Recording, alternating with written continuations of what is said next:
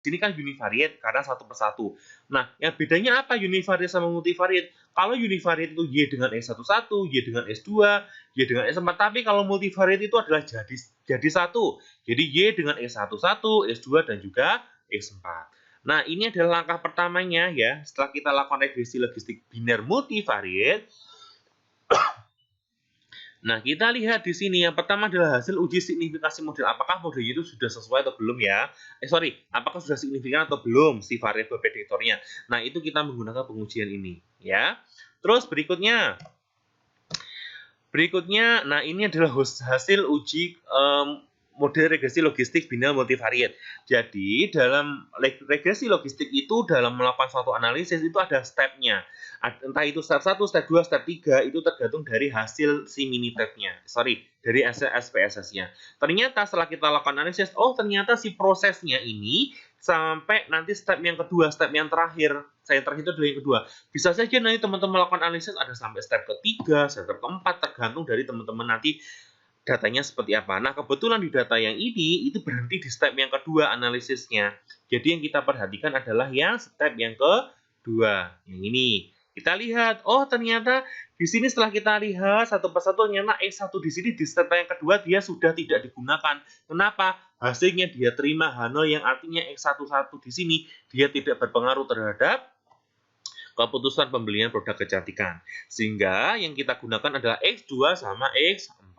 Nah, ini ya, di step yang kedua kan yang cuma muncul ada hanya X2 sama X4. Berarti nanti di analisis berikutnya yang kita perhatikan adalah di step yang kedua saja, hanya X2 sama X4. Nah, ini adalah modelnya. Modelnya ini dibentuk dari yang ini, teman-teman. Dari nilai B. Nah, ini. Ini untuk membentuk modelnya, yang ini. Ya, nanti silakan teman-teman baca ya. Terus berikutnya adalah kesesuaian model. Kesesuaian model juga. Apakah modelnya sudah sesuai? Nah, itu kita bisa lihat. Ternyata dari sini, dari p-value-nya di sini, dari output-nya, hasilnya adalah 0,857, sehingga dapat dikatakan bahwa si model ini sudah sesuai dalam mengukur faktor penentu keputusan pembelian produk kecantikan. Nah, berikutnya ini yang tidak kalah penting adalah interpretasi model atau nilai odds ratio. Tadi sudah saya jelaskan bahwa setiap variabel itu kategorinya 0, 1, 2. 0, 1, 2 gitu kan. Nah, di sini hanya punya 1 sama 2. Kenapa yang 0 kok tidak muncul? Karena 0 ini sebagai pijakannya, teman-teman. Jadi sebagai acuannya.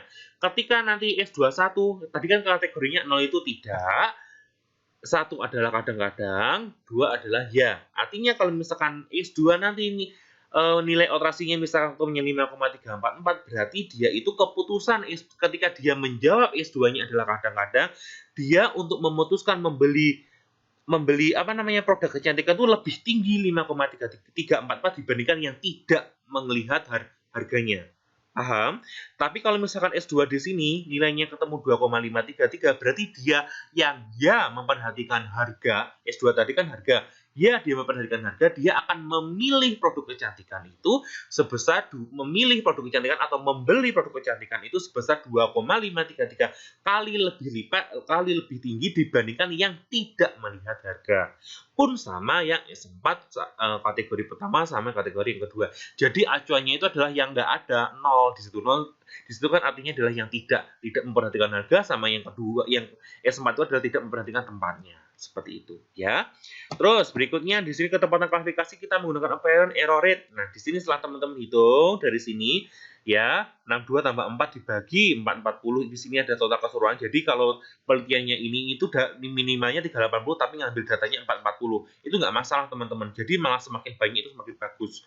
Karena melebihi batas minimal sampel yang harus diambil. Nah, ternyata dari nilai errornya itu ketemu 15%, sehingga untuk klasifikasi ketepatannya 100% dikurangi 15% yaitu 85%, yang artinya ketepatan klasifikasinya ini sudah bagus karena nilainya 85% atau standarnya memang 85%.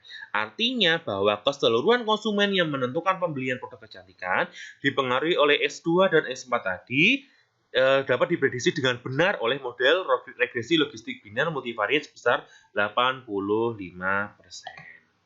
Ya, jadi itu adalah mengenai uraian bagaimana teori dan juga cara mengaplikasikan si apa namanya, regresi logistik biner. Nah, sekarang bagaimana analisisnya? Nah, ini adalah datanya teman-teman.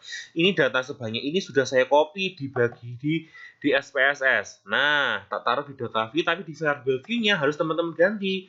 Di sini tadi awalnya measure-nya adalah scale. Jadi nanti kalau teman-teman mau analisis harus paham kira-kira data mengkui data scale, data nominal, atau ordinal. Nah, kebetulan data yang digunakan itu adalah nominal semuanya. Jadi di bagian measure-nya di sini harus diganti menjadi nominal. Jangan scale, jangan ordinal ya, harus sesuai. Nah, di sini tipenya nggak apa-apa, tetap numerik nggak apa-apa. Terus kemudian yang lainnya, kalau desimal nanti, kalau misalkan kategorinya 1.00 itu bisa teman-teman ubah, desimalnya dijadikan 0 saja. Nah, sekarang langkah awal yang tadi adalah uji independensi dulu. Bagaimana caranya? Jadi kita uji, Y dengan X11 punya hubungan atau enggak, Y dengan X12, Y dengan 13, dan seterusnya sampai X4 ya, punya hubungan atau tidak. Caranya adalah klik analyze. Terus kemudian berikutnya klik descriptive statistik, pilih yang cross tab. Nah, di sini awalnya tadi seperti ini datanya. Datanya seperti ini, tapi di sini tadi sudah saya coba ya. Y di sini kita masukkan ke bagian row. Yang X1 sampai X4 ini kita masukkan bagian kolom. Kemudian klik isek, di sini kita teman-teman nggak usah ngeklik apapun, langsung aja continue. Statistik, nah ini tentang di bagian chi-square ya. Sel di sini nggak usah teman-teman apa-apakan juga, kemudian format pun juga sama ya. Langsung saja klik OK. Nanti akan muncul seperti ini. Nah, ini adalah hasilnya, banyak sekali. Tapi yang teman-teman perhatikan adalah yang ini saja. Y dengan X11. Kira-kira hasilnya yang mana? Kita lihat di bagian chi-square testnya. Oh, kita lihat di bagian percent chi-square yang bagian assign stain. Di sini ada nilai p-value-nya. Ketemunya titik 024 atau 0,024. Artinya di sini kurang dari alfa 5% kan? Sehingga X1 di sini punya hubungan dengan Y. Terus lagi Y dengan X2 kita lihat bawahnya. Nah, ini dengan X12. Oh, ketemunya 0,479, berarti dia lebih dari alfa, berarti dia tidak punya hubungan. Terus nanti silakan teman-teman cek sendiri ya, sampai Y sama Y dengan X4 ketemu di bagian bawah sendiri di sini, ceritanya ketemu 0,029, berarti antara Y dengan X4, berarti dia punya hubungan. Ya, berarti kalau ini nilainya lebih dari 0,05, berarti dia tidak punya hubungan. Karena alfa yang kita gunakan adalah 5%.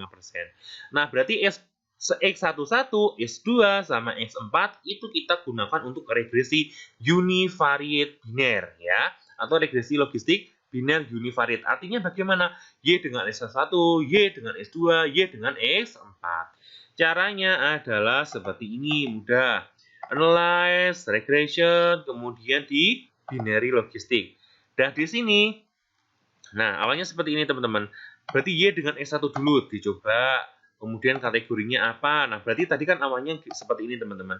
Nah, berhubung X1 saya di sini adalah data kategori, tak masukkan ke covariate karena di sini categorical covariate. Nilai X yang dia berupa kategori, tak masukkan ke sini. Kemudian continue, kemudian di sini klik save. Save-nya nanti nggak usah dicentang apapun. Di option di sini teman-teman nanti centang Hosmer sama iteration. Kemudian klik continue, oke. Ini adalah hasilnya. Nah, hasilnya seperti ini. Kita lihat di bagian akhir saja. Di bagian akhir dilihat di variable index equation. Nah, ini yang teman-teman perhatikan. Oh, ini S11 p-value-nya ini ya. Yang kategori 1 ini, yang kategori 2 yang ini. Terus sama nanti S22 juga sama. Berarti ya analyze, kemudian regression, binary. Berarti di sini kita ganti S2, bukan S11 lagi. Gantian. B2. Ini namanya univariate. Kita cek satu persatu. Oke. Option centang sudah oke. Oke lagi. Ini nanti keluar yang univariate yang kedua. Nah, berarti di sini kesimpulannya juga sama tadi. Oh, ternyata S1 tadi karena hampir semuanya ini. Coba teman-teman perhatikan. Gitu gimana iki. Ini kita lihat X1 di sini ternyata antara ketiganya ini yang XX ini dia ternyata paling banyak dia berpengaruh. Artinya S11 nanti kita gunakan untuk multivariate. Pun sama X2 0,00, 0,09, 0,05. Di sini kan kebanyakan dia berpengaruh kan karena alfanya kurang dari p-value-nya kurang dari alfa, maka kita gunakan untuk di multivariate. Yang S4 nanti silahkan dicoba sendiri. Kayak tadi saya coba, ternyata S4 juga dia berpengaruh secara signifikan. Nah, sekarang yang paling penting adalah yang multivariate. Kita lakukan secara bersama-sama. Tadi kan satu persatu ya. Regression, kemudian binary di sini, ini bukan lagi X2 tapi semuanya. X1 dimasukkan, X2 X2 dimasukkan, X4 dimasukkan di sini. Kategorinya ini semuanya juga dimasukkan ke sini karena semua kategori kan tadi. Terus kemudian save-nya juga sama, ini nggak usah diapa-apakan, opsinya jadi juga sudah tidak diulik lagi ya. Kemudian di sini kita pilih metodenya adalah backward weld ya. Di sini untuk melihat iterasinya ya, supaya untuk tahu kira-kira variabel X mana toh yang benar-benar berpengaruh secara signifikan. Nah, itu kita menggunakan backward aja untuk lebih mudah. Kemudian klik OK. Ini adalah hasilnya. Nah, logistik regression bagian bawah. Pertama kita sesuaikan dengan outputnya. Ini adalah hasil output yang pertama tadi di bagian. Mohon maaf ya, mungkin nanti hasilnya agak sedikit berbeda. Mungkin karena untuk tadi itu di Excel-nya mungkin saya menginputkannya datanya berbeda. Nah, ini pertama multivariate kan ini berkaitan sama uji signifikasi model. Ini yang bagian ini yang mana? Kita lihat di sini. Kita lihat pada bagian yang ini. Ini. Ini digunakan untuk melihat kesesuaiannya. Yang ini. Ya, yang tadi. Terus berikutnya yang mana lagi? Kemudian yang berikutnya adalah yang koefisien parameter ini masing-masing. Nah, ini dilihat dari yang mana? Dilihat yang paling ini, teman-teman. Kita lihat bagian yang agak ke bawah. Nah, ini kita lihat bagian step yang kedua. Ada variable integration, kita pilih ada step 1 sama step 2, kita perhatikan step 2 karena ini adalah step yang terakhir. Ya, ini adalah hasilnya. Ya, insya Allah hampir sama lah kayak yang ini. Ya, berikutnya adalah yang mana untuk yang model. Yang model ya sama saja. Dari output Kimang, di bagian B ini kamu gunakan untuk membentuk model. Terus lagi, untuk hasil kesesuaian model yang ini, ya, untuk yang ini yang mana kira-kira? Nah, itu adalah yang ini, teman-teman. Teman-teman, yang agak atas yang Hosmer di step yang kedua, karena kita menggunakan step yang kedua. Ya, jadi ada step 1, step 2, kita perhatikan yang kedua. Karena kenapa yang kedua? Soalnya tadi di bagian modelnya, tadi yang terakhir itu iterasinya adalah yang kedua, sampai step yang kedua, ya kan? Nah, sehingga yang kita perhatikan adalah step yang kedua. Berikutnya, yang mana lagi? Yang berikutnya, outrasio. Outrasio itu yang mana? Outrasio itu tadi sama, yang ini. Nah, ini adalah nilai outrasionya. Nilai outrasio ini yang nanti digunakan untuk teman-teman analisa, interpretasi modelnya. Sementara yang terakhir adalah yang untuk mengukur APER atau error rate ya, ini teman-teman perhatikan di teman-teman perhatikan di output yang sebelah ini, teman-teman. Nah, yang ini. Classification tabel di bagian step yang kedua. Ini. Jadi itu adalah caranya bagaimana kita menganalisis atau membaca output dari regresi logistik biner. Untuk regresi logistik ordinal maupun multinomial, insya Allah caranya juga tidak jauh berbeda. Ya, tapi juga memang ada bedanya, tapi ya tidak terlalu jauh berbeda seperti itu.